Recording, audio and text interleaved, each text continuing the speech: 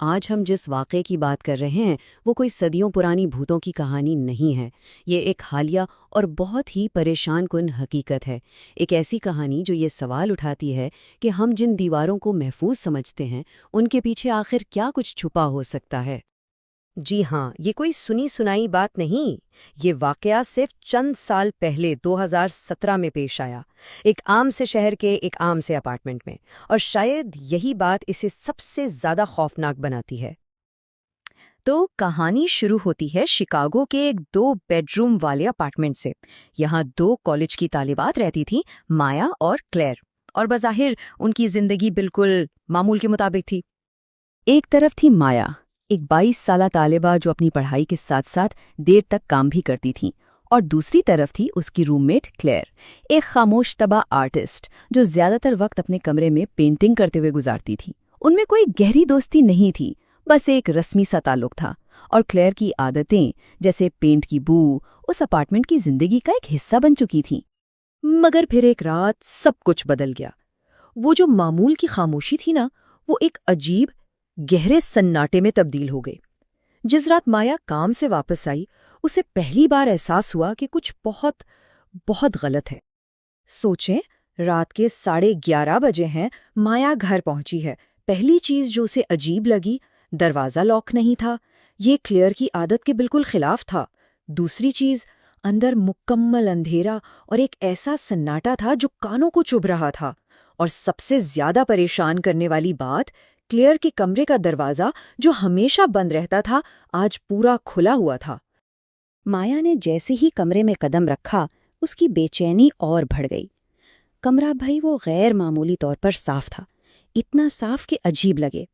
بستر پر ایک بھی شکن نہیں، ہر چیز اپنی جگہ پر، جیسے کسی نے بڑی احتیاط سے سجائی ہو۔ پینٹنگ کا سارا سامان بھی دھو کر ایک لائن میں رکھا ہوا تھا۔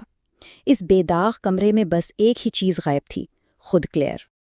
اور جیسے جیسے مایا نے کمرے کو غور سے دیکھنا شروع کیا، اس کی ہلکی سی تشویش ایک گہرے اصلی خوف میں بدلنے لگی، کیونکہ کچھ چیزیں ایسی تھیں جو بالکل بھی اپنی جگہ پر نہیں ہونی چاہیے تھیں۔ اور پھر اس کی نظر ایک ایسی چیز پر پڑی جس نے اس کا دل بالکل بٹھا دیا۔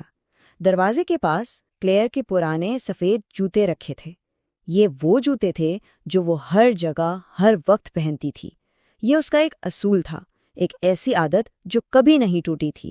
اور یہی وہ لمحہ تھا جب مایا کو یقین ہو گیا کہ کلیئر صرف کہیں باہر نہیں گئی۔ اب ظاہر ہے پہلا خیال یہی آتا ہے کہ اگر وہ جوتوں کے بغیر کہیں نہیں گئی تو آخر ہے کہاں؟ مایا نے گھبرا کر فوراً اپنا فون نکالا اور کلیرا کا نمبر ڈائل کیا، اس امید میں کہ شاید وہ کہیں گھر میں ہی ہو۔ فون کی گھنٹی بجی، لیکن آواز کمرے میں کہیں سے نہیں آ رہی تھی، بلکہ ایک دبی دبی سی آواز سیدھا بیڈ روم کی بند الماری کے اندر سے۔ اب تو مایا کا دل جیسے حلق میں آ گیا۔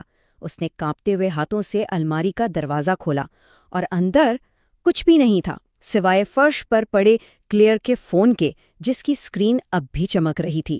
بس اسی وقت اس نے 911 ڈائل کر دیا۔ پولیس تو آگئی، لیکن ان کی تفتیش نے اس اپارٹمنٹ کے اندر چھپے ایک ایسے راز سے پردہ اٹھایا جس کا کوئی تصور بھی نہیں کر سکتا تھا۔ پولیس نے اپنا کام شروع کیا۔ پہلے تو زبردستی داخلے کا کوئی نشان نہیں ملا، کھڑکیاں سب اندر سے بند تھیں، ایسا لگ رہا تھا جیسے کلیئر بس ہوا میں غائب ہو گئی ہو۔ لیکن پھر ایک افسر نے الماری کی پچھلی دیوار پر ہاتھ مارا، اور آواز کھوکھلی تھی۔ دیوار کے پیچھے ایک چھوٹا سا پینل تھا جسے ہٹانے پر ایک تنگ اور تاریک راستہ نظر آیا۔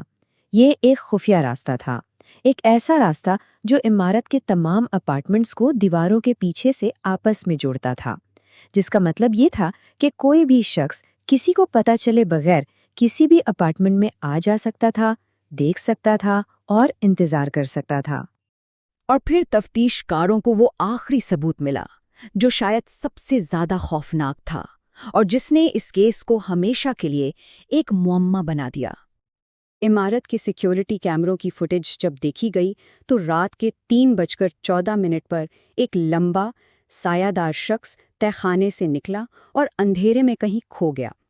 فوٹیج بہت دھندلی تھی، مگر ایک بات بالکل صاف تھی، وہ کلیئر نہیں تھی۔